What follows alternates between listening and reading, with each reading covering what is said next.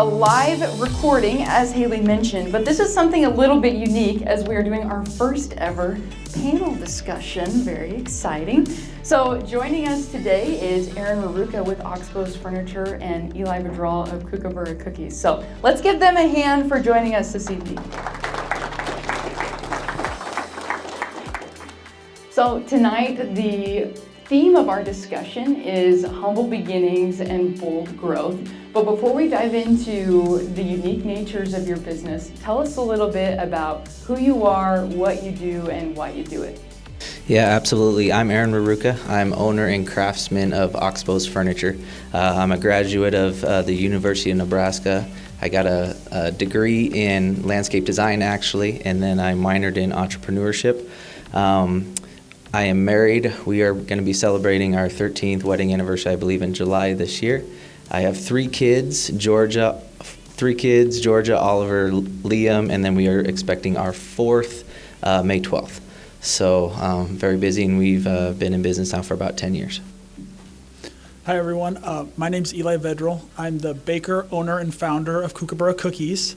What makes my cookies unique is that all of my cookies are what I call Strumble cookies. Strumble is trademarked to my business and is my riff on the streusely, crumbly muffin topping. So I like to say I took the best part of the muffin and very selfishly put it on my favorite dessert to create Strumble cookies. I started Kookaburra back during my freshman year of college, graduated in 2023, and now I'm doing it full time.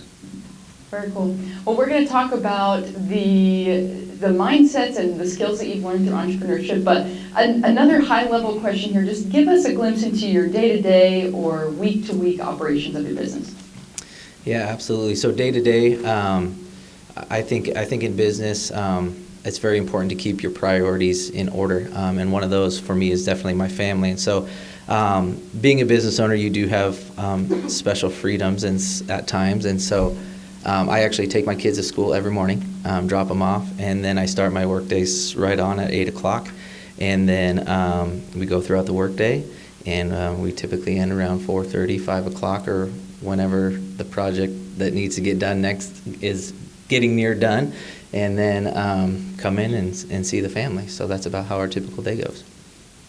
So my current day-to-day is never the same. I'm in the process of looking for my first brick-and-mortar storefront. So at the moment, I'm operating as an online bakery, so you can order online for pickup, delivery, nationwide shipping. So it kind of just depends on the volume of orders, and that kind of determines my day-to-day. But usually, I'm baking morning into the afternoon, then delivering early evenings. Yeah. Well, Aaron, you create high-quality heirloom furniture for families to love and enjoy, and you are crafting a very unique cookie dessert experience. At what point did both of you realize that your ideas were something that you could turn into a business and fully pursue? That's a great question. I think for me it was, I didn't realize that it was going to be a business necessarily in the beginning. It was a dream that it would turn into a business.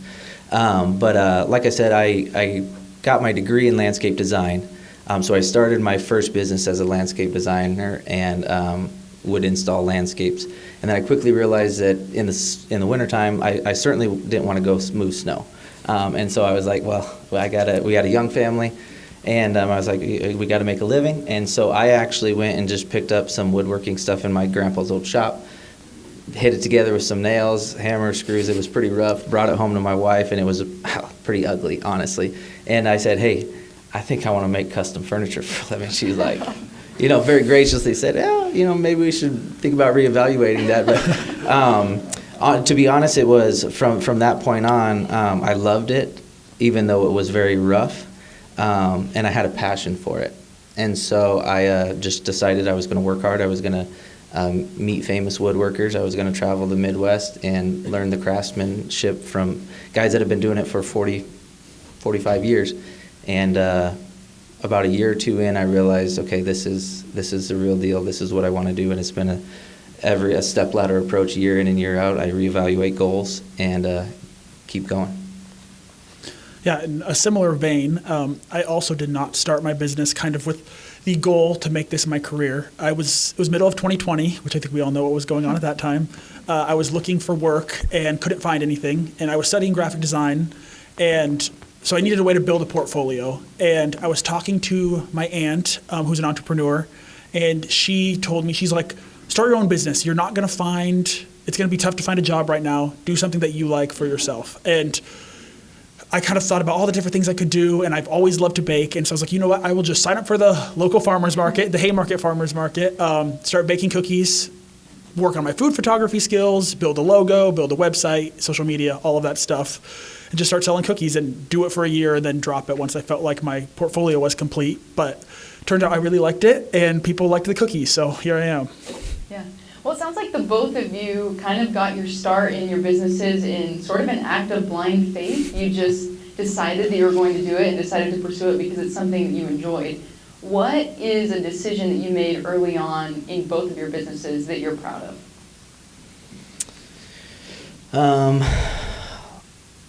For me, it was I was never going to sacrifice the quality of our craftsmanship for anything, really.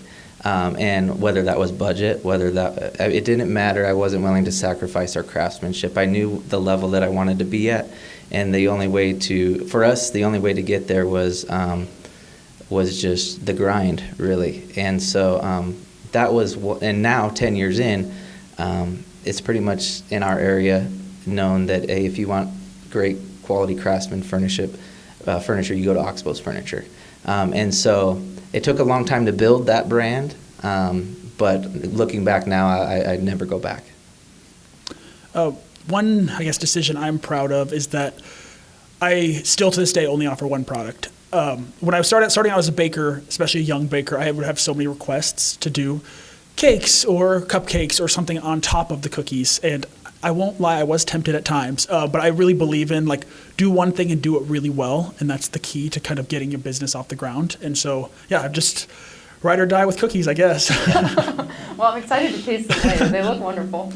So when it came to establishing your customer base and getting customers that come back to you time and time again, how did you market yourself and what did you lean into that made you stand out from your competition? Yeah, for us it was, I'll be honest, I hate doing social media stuff. I'm terrible at it. I'm the guy that's in the shop. I'm not the guy that's doing the stuff online. So for us, because of that, I think we might have suffered in the beginning because we didn't have that social media presence that we do now where I can hire that out and it's professionally done, and the gal we have do that does a fantastic job. But to gain our customer base in the beginning was just get as much furniture out as we could that was quality, and we weren't necessarily, this is going to sound maybe obtuse to a lot of people, but we weren't necessarily worried about the bottom line. We were making money, but it wasn't, we needed to reach people and we needed to be able to build it well so they'd come back, and in time they just keep coming back and back more and more, and it has grown that way. And then we have the social media presence on top of that now. So that's kind of how we did it in the very beginning. Trade shows, I'll wrap it up with trade shows. I think we did 8 to 10 trade shows a year, whether it's Lincoln home shows, Omaha home shows. We'd go to Wyoming, South Dakota, Riverboat Days, doing arts and crafts shows. And that was another, we'd hand out 500 to 1,000 business cards in a weekend. And that was another way we did it too. Yeah, so as I said, I started my business at the farmer's market, which I wish I could say I thought this through, but I didn't. But one of the kind of unexpected perks of it is that I was face to face with my customers every single week, and they would come back and give me feedback on the product, and that was super useful. On top of that, I just tried to create a extremely unique product and then package it to make the experience, make the cookies feel like more than just a cookie. And so I wish I could pull, you can kind of see it on the picture up there. But so all of my cookies look really unique in that they have this strumble on top, which adds some height and texture to the cookie. And then also, being in the middle of the pandemic, all of my customers wanted individual packaging. And so even to this day, my cookies are still individually packaged. And that originated from the need for individual packaging during the pandemic. So yeah, it was kind of a blessing and a curse to have started my business then, because at the farmer's market, which is a great way to connect to customers, but also to get feedback week in, week out. Yeah. Well, both of you are providing an experience, albeit a very different experience with what you sell and what you produce. But what kind of value systems do you hold that you see come to fruition through your products? You want to go first on that one? Sure. I've been going first. No, I'll let you go absolutely. first, buddy. I mean, like I said, the number one thing with my cookies, like my number one value, and this might be cliche, but is a joyful experience. And then right after that is a high quality experience. And so my cookies contain no preservatives at all. Everything you can pronounce, nothing you would understand. And so with that becomes a lot of challenges because I don't bake my cookies 5 days in advance and let them sit on a shelf. There are hours, literal hours between when I bake the cookies and when you're eating it, hopefully. And that's one of the things that I will not compromise on. So yeah, I would say the quality, and then just always, I say my job's really lucky because when people come to get a cookie, they're either already in a very good mood, looking to treat themselves, or they're in a bad mood, hoping the cookie is going to put them in a better mood. So it makes my job really enjoyable. So it's, keeping joy at kind of the forefront of the experience, and then also making sure the cookie is as high quality as possible. Yeah, I think for us, the uniqueness of our product, I love to get to know my customers on a personal level. So from the very beginning, when we make a piece of furniture, we typically go from log all the way through the finished product to delivery and install at the client's home. So that's a longer process. And so getting to know that person and what they want, and they're alongside us in that journey the whole time. It's not like I necessarily design it myself. We're emailing, we're texting, we're calling each other, and we're saying, hey, what do you want? How can I make your dream come true with your piece of furniture? And then the other thing that I think is the most uniqueness aspect of our furniture is that I'm a very faith-based orientated guy. And so on almost every piece of furniture we have what's called our signature, and it's Oxbows Furniture, the date of completion, and then it says Jeremiah 29:11 on it. And so I think that's important to us because the amount of calls that I get from clients that are like, hey, I didn't understand why you did that in the beginning, but I've really been struggling, and I just had this yearning to look up what that is and what it says, and man, it made my day. And so I think that's what makes one of the things that's most important to me, but our furniture very unique as well. Yeah, definitely messages of joy and inspiration from there, but everyone in this room has an idea or is aspiring towards an entrepreneurial idea. Who knows, there's millions of dollars of business ideas in this one room. But if you had to give a piece of advice or reflect on a tough moment in your business, what got you through that and helped you keep building and moving forward? I think for me it was a couple things. Number one, like I said, my faith. There's going to be days you want to quit. There's going to be days that you're like, I honestly hate what I'm doing. This client's really difficult or whatever the case may be. But you keep going. It's kind of the grind that you have to go through sometimes. Second of all, you got to have, or I have found that having your family there with you, whether that's your spouse or your kids or your parents or your grandpa, whoever that might be that can help you through those hard times, that's vital. And then the third thing that I always find that gets me through those things is that my identity is not found in my job. It's not found in my occupation. My identity is found in Christ for me. And so knowing that when I make mistakes, when I do fail, I can move on, and I learn from that mistake. Failure is a very real thing, but it's what you learn from your failures that make a person either succeed or fail. So to answer your first part of your question, I would go back to what I said earlier, in that I would start small, like start with an item or two or a product or two or a service, whatever you're working on, just because it's easier to grow after you've perfected one item than it is to start with 20 and then offer those to everyone. And then what was the second part of the question? Just what you've learned from overcoming failure in your business. Yeah, it's a little bit of a hamster wheel in that you're never done dealing with failure. But just kind of embracing that as part of the journey. And all you can do is at the end of the day, ask yourself, am I a better business owner than I was yesterday? And usually, even if you failed that day, the answer will be yes. And that's at least a little consolation for me. Yeah. Well, I guess you both have an online presence, but I guess I would direct this question at Eli specifically. As someone who really dove into your online brand and crafting that brand experience, what are some things you learned from that could be helpful for someone trying to springboard online? Yeah, I think it's in the day and age we're in, it's easy to always like to kind of disregard the social media and the e-commerce side of things. But at the end of the day, what draws people in, especially in the dessert industry, is that like how you can market the product. And so that's where I pay a lot of attention to the packaging and to when you order online, you see what you're giving or what you're receiving. And I think that's a really big part of it, is helping customers see what you can do for them. Because if you leave it up to them to imagine it, it's a lot tougher for them to pull the trigger. Yeah. Aaron, do you have any takeaways now that you have honed in on that experience? No, not necessarily. I mean, the only thing I would add to that is social media in today's day and age is vital. I mean, I wish I would have done that in the beginning. I didn't have the patience and the means at the time to do it. But it's changed totally the way we do things now, yeah. Yeah. Well, looking ahead to growing your businesses, what is a step of bold growth that you hope to take either in the immediate future or a long-term goal that you have your eye on? Go for it, buddy. Yeah. So as I said, I'm operating as an online bakery right now out of a commercial production kitchen that is not a storefront, so customers can't walk in and buy a warm cookie fresh out of the oven, which is my dream. So right now I'm working on trying to find my own brick and mortar storefront where then people can come in, buy a cookie, whether it's over their lunch hour, in the evenings, on a date night, with a group of friends. Like that's kind of the goal right now. And then once I have that first location, look to expand from there. So can you repeat that one more time? Yeah. What is a step of growth that you'd like to take in the near future or maybe a more long-term step? My near future goal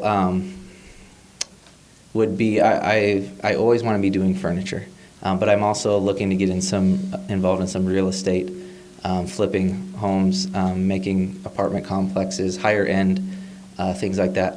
That would be kind of where I'm going and gearing towards now. My long-term goal, I would love it if I could make a high-end desk for a president of the United States or a senator or somebody like that. I just think that would be really cool. Yeah. Well, something that I think is repeated in many entrepreneurial circles, but especially here in the Engler program, is just start. And sometimes I think that feels like a bit of an oversimplification. Like, what do you mean, just start? But what does that mean to the both of you? Yeah, to start, for me, honestly, it just meant, like I said, go grab some scrap wood and start hammering it together and see what happens. So that you just got to take the leap of faith and do it. If you never try, you'll never. That's the first step. You got to try. Learn from your mistakes. When I first started, I used to have a back door to our shop that literally swung open 20 times a day because it was a messed up piece. All of a sudden, it just got chucked outside. So that's just part of the process. You got to start. I think one of the most helpful, some of the best advice I got on the just starting kind of idea was to break your growth, your desired growth into chunks. Like think 5 years from now, where do you want to be? 10 years from now, where do you want to be? And then zoom all the way into like, okay, next month, where do I need to be on track for that 5-year point? And I think that helps kind of calm me down at least in knowing what is the priority and make the just starting a little bit more bearable. Is think about what do I need to do today and tomorrow, and then what I need to do next year and 5 years and so on. So yeah. Well, obviously we're here at the Fireside event, which is an opportunity for students to connect with mentors and the like. Who are some mentors in your life, or what is the role of mentors in your life or in your business?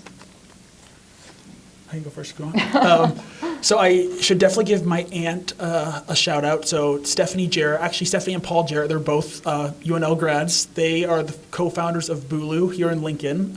So they're doing fulfillment subscription for huge brands. She was the one I talked to before starting at the Farmers Markets, who gave me the advice of start something for yourself. So she would be the first one, and then the second one is going to be my mom, because she's kind of like my therapist at this point. But yeah, she's always been the one that's kind of like, you should go for it. You shouldn't settle for what you know you can do. You should go for what you hope you can do. And I just think that's awesome advice. So. Yeah, mentors, that's super important, by the way. You guys got to get yourself plugged into some great mentors that you can trust, that will give you good advice, good counsel.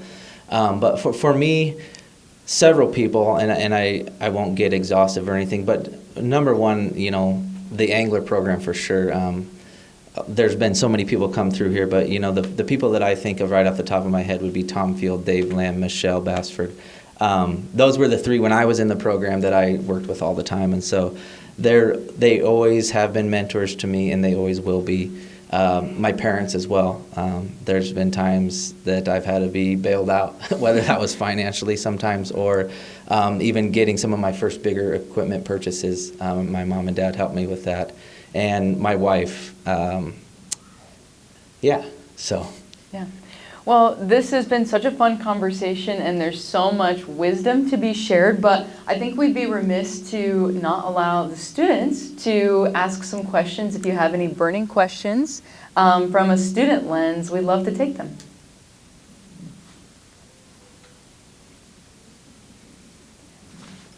What advice do you have for us here being college students?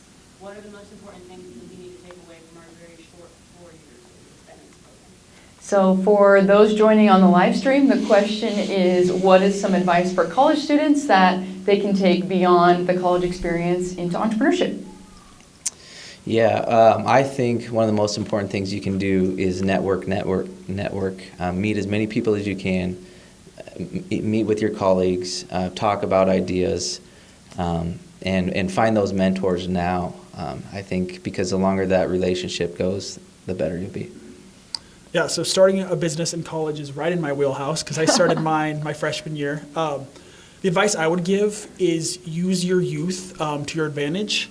One thing I've learned is that as a college student especially, I could ask anyone a question and kind of pose it as, I'm young, I don't know what I'm doing, can you help me? And they always will. So I think use your youth as a superpower and don't view it as a barrier to asking for help. Use it as an incentive to ask for help. Good stuff. Yep. Anybody else? Yeah. So how do you guys continue to learn past college and educational opportunities, like whether that's books or podcasts or anything like that? Okay, so the question is, how do you continue learning past college through books, podcasts, etc.? What does that look like for you?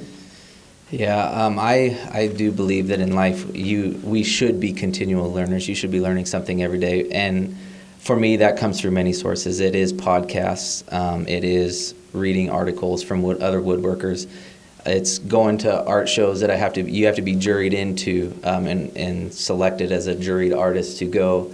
You got to pay the money to go there. You got to be juried in. And then I remember I think I've been there 6 or 7 times in Jackson, Wyoming. And like I said, those woodworkers they're the guys that have been doing it for 45 years.